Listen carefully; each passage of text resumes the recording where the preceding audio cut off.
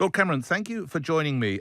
If I was to go back to the days that you'd know well, Bamba Gascoigne, or perhaps more recently Jeremy Paxman, your starter for 10, what is genomics? Good morning to you. Good morning. Hi. Well, we all know that the DNA is the code that makes us, and a genome is the whole DNA makeup of a human being. It's our whole genetic code. And the first genome to be, the whole genome of a human to be sequenced, it took 7 years and cost $2 billion. And that was only 20 years ago. Now you can sequence your genome or my genome in about 2 or 3 hours, and it would cost $200 or $300. So it's amazing technological advance. So it's now possible to have the genetic code of every human being on a computer. Now, what's the point of that, you might ask? Well, Yes. If you have a reference genome for sort of what a typical genome is of a person of our age and type, you can compare it with our actual genome and see if there are any variances. And those variances might give us a clue to why we have a particular disease or a particular illness or a particular preponderance to have one of those diseases. So this code is vitally important. And something I did as Prime Minister was set up this 100,000 genomes database. And it was for people who had rare cancers and for people who had child rare diseases. Because the point is, if you have a great big database, scientists can mine that database and try and find out what is it that children with rare diseases have on their genomes that's different to a normal genome, and ditto with cancer. So that's the point. It's a vital bit of information about our makeup that can help us to get to the bottom of things that are going wrong with us. Does that make sense? Do I get a starter? Do I get a 10 for that? You certainly get a 5, sir. And we move on because you wrote a very powerful piece in the Times newspaper saying why this is so personal for you and what drives you forward. Lord Cameron, tell the listeners what it is. Well, what it is that, over 20 years ago, my son, first child, Ivan, was born. And very soon after his birth, he started to have sudden jerky movements. And soon we could see he was having epileptic seizures. And it was obvious he was not going to develop as a normal child would. He had cerebral palsy. He was quadriplegic. He couldn't move his arms and legs. He couldn't talk. Eventually had to be fed through a tube. He had these terrible seizures, sometimes as many as 20 in a day. And very sadly, he died when he was just 6 years old. Now, when he was born, the way to try and find out what was wrong was blood tests and checking spinal fluid, doing brain scans, doing electrical scans of what was happening in his head. But, it was quite primitive trying to find out what was wrong. Nowadays, you could sequence his genome immediately with one prick of blood, and you'd be able to have all the information about his genetic makeup. And it might be that would give you a clue to what was wrong. And if that was the case, then you might be able to intervene very quickly with perhaps a change of diet, with a different molecule, with even rewriting part of what's wrong with the gene through what's called gene editing. So science and medical science has really leapt ahead in the last 20 years. And my sort of eureka moment was being at a conference in Oxford quite recently where this was being described. And I really thought it's very possible that if Ivan was born today, what he had would have been diagnosed immediately, and it's possible there could have been a treatment that would have changed his life and made it longer, and he would have been able to do many more things than he was able to do. So really things have jumped ahead. And of course, rare diseases, and there are lots of them, and 400 million people around the world have them, have always been hard to research into because it's expensive, and, shouldn't we spend our money on trying to research more common diseases, the great killers of cancer and heart disease and stroke? Now we've got the genome, it makes sense to go after these rare diseases because it's economical to do so, it's possible to do so, and that's what I'm doing. Is I'm chairing this new organisation, which is a collaboration between Oxford University, one of our finest universities and home of science, and the Harrington organisation, which runs hospitals and healthcare systems in Ohio in America and has a great record of translating medical breakthroughs into the doctor's surgery, and we're going after some of these rare diseases, and our aim is to try and find a cure to 40 of them over the next 10 years. And we're going to use philanthropic money plus some venture capital to back great scientists around the world, but hopefully lots of them here, to take their ideas about individual rare diseases and try and get to them to the point where there's a treatment or a cure. Why is Britain the right place to do this, Lord Cameron? Well, we do have a few real advantages. One, we've got great universities and a history of scientific innovation. Two, we've got a regulatory agency, which, okay, lots of us think is sometimes too slow to license a new treatment or a new drug, but actually it's faster than many other organizations around the world, and it's quite innovative. That's very good news. We've got the venture capital and the philanthropy, and actually the NHS, for all of the difficulties we sometimes have with the NHS, because people are in it forever, you've got this amazing data resource where you can combine the genetic data we know about a newborn child or someone with cancer with the health records and what is happening to them in terms of their health outcomes.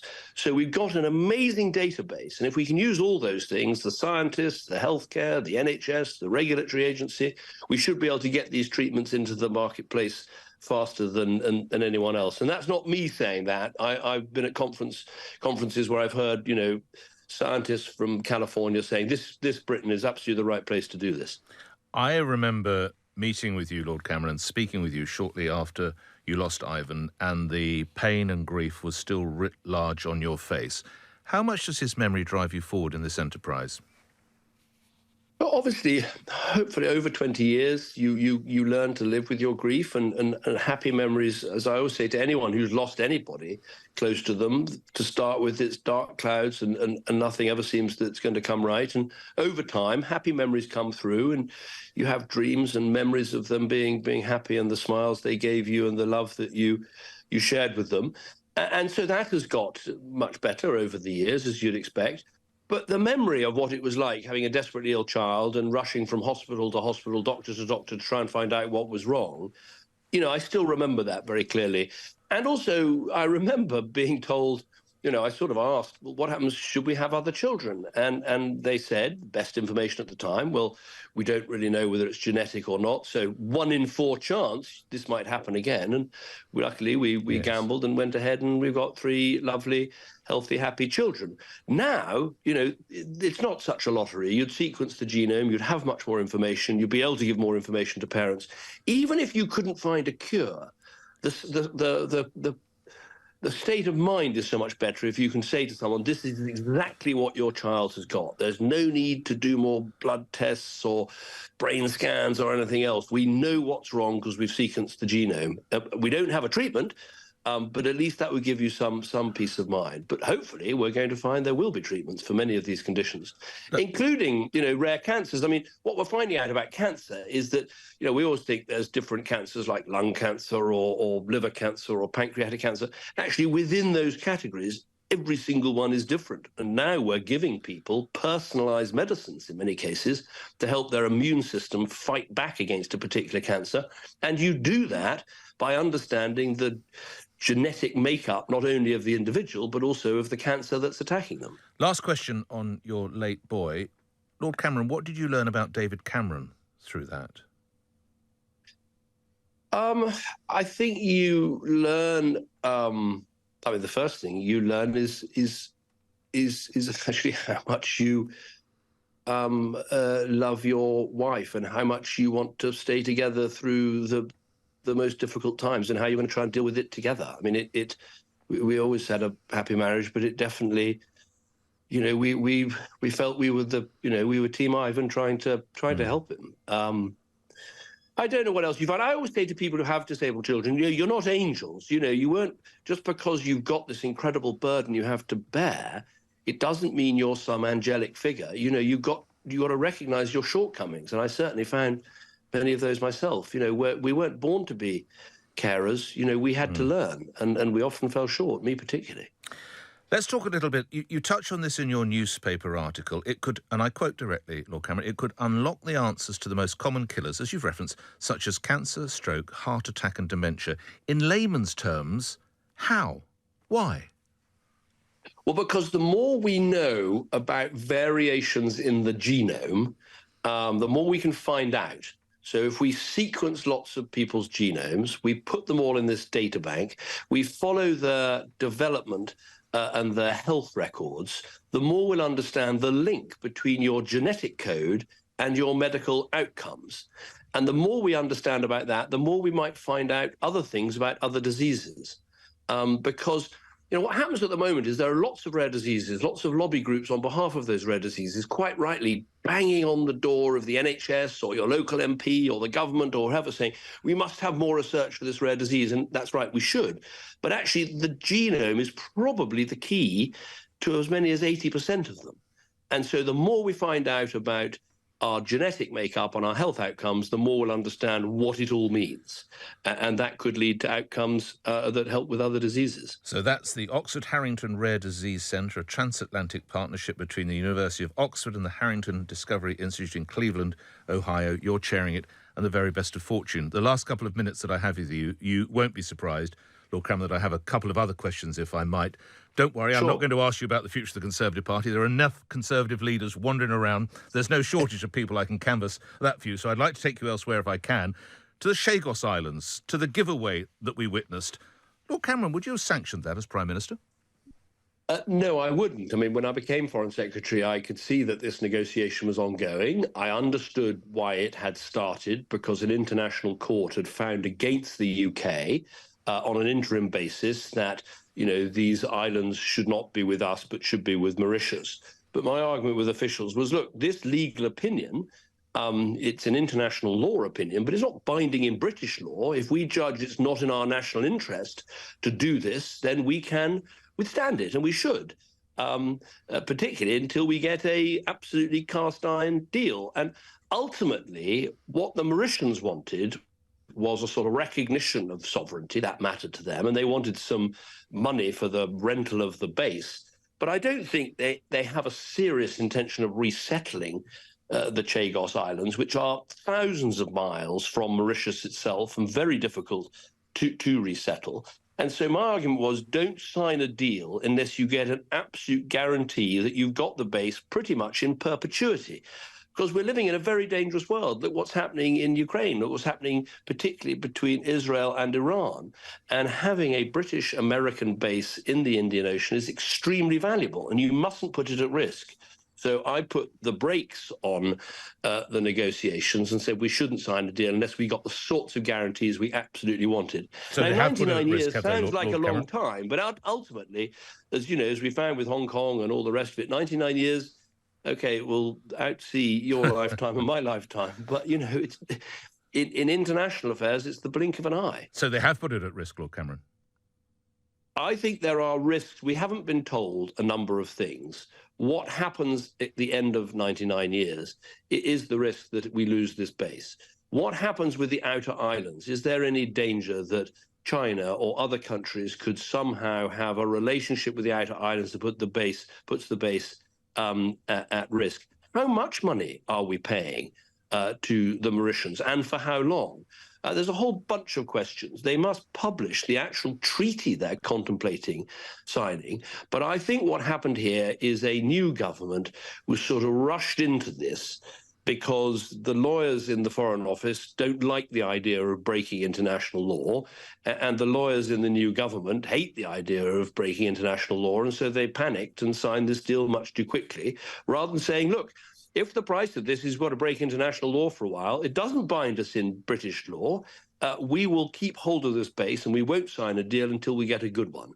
And I think that was the right thing to do, and we didn't do that. Lastly, you mentioned Israel, both as Prime Minister and, of course, then as Foreign Secretary. You certainly put a shift there. You burnt up a lot of air miles. What do you see as a proportionate response from Benjamin Netanyahu that the world is waiting to see? Well, I think you have to take a step back sometimes and ask, what is happening here, and understand. Never mind Netanyahu. Your average Israeli is still thinking, in my view, justifiably, look, we are being attacked from the north by Hezbollah, and that started straight after the 7th of October and hasn't stopped. We're still being attacked by Hamas in Gaza, and that horrifically on 7th of October, and still going in some ways more than a year later. And until you deal with those two threats, you're not going to get a sustainable ceasefire that will last. But that's what we need. We need diplomacy to play a part alongside what the Israelis have done to try and give Israel the safety and security it deserves. And that's why I think the change the government made on the arms embargo was mistaken. It didn't satisfy anybody. The people that want to see no arms sent to Israel are still furious, and the Israeli government and allies of Israel and supporters of Israel are thinking, well, why have you let down an ally at a vital time when they're being attacked not just by terrorists but also by an entire state? Iran has now launched two of the largest missile attacks in history against the state of Israel. And that's not a time for an ally and a friend to start putting in place an arms embargo. And I suggested this morning an alternative, which is, look, there are ministers in the Israeli government, not Netanyahu, but Smotrich and Ben-Gvir, who have been recommending and pushing for deeply illegal acts like withholding aid from Gaza and supporting violent settlers in the West Bank. So why not sanction them? Make a stand about the people in the Israeli government wanting to do unacceptable and illegal things, rather than actually withholding support from Israel at a time when it faces this immense challenge. Well, you're probably aware sanctions have now been brought in to target 3 illegal settler outposts and 4 organisations that have supported and sponsored violence against communities in the West Bank. You welcome that, Lord Cameron? I do welcome that. Look, what's happened in terms of the violent settlers in the West Bank is unacceptable. They've been driving Palestinians off their land. They've been terrorizing them, frequently using extreme violence. And sometimes, disgracefully, the Israeli army and security forces have stood by and let it happen. But I think they're missing the point, which is that while I was Foreign Secretary, we were working up these broader sanctions on 2 members of the government. Now, I accept that is a big move to make, a big statement to make. But frankly, these 2 gentlemen are frequently saying, let's stop the aid going into Gaza and telling people to help, blockade the routes, and let's encourage settler violence. And those things, I think, are unacceptable. So I welcome what's been done today, but I think they've missed the bigger point, which was the work was ready and it was ready for them to put it into place, and they haven't done it. Last question. When Benjamin Netanyahu tells the UN or UNIFIL to get out of the way in Lebanon, should they? Look, I think we must respect the UN and the work of UNIFIL. I hope they will, though, think about this carefully, because I'd make this point in trying to understand Netanyahu's position. The UN resolution 1701, which everyone wants to see implemented, that involves Hezbollah moving north of the Litani River. Now, they haven't moved north of the Litani River, and more to the point, they have been sending rockets into Israel on a daily basis. And so while I support the work of UNIFIL and support the work of the UN, we have also to understand the immense pressure on Israel to try and change the situation so their own citizens can go to their homes in the north of Israel. I mean, if you think about it from, imagine we were in that situation, that if somehow a part of Britain was unoccupiable because of a terrorist organization in a neighboring country, it would be unacceptable. You'd have to take action. You'd have to deal with it. And that is what Israel is trying to do. Now, of course, they have to do it proportionately. They have to do it within the rule of humanitarian law.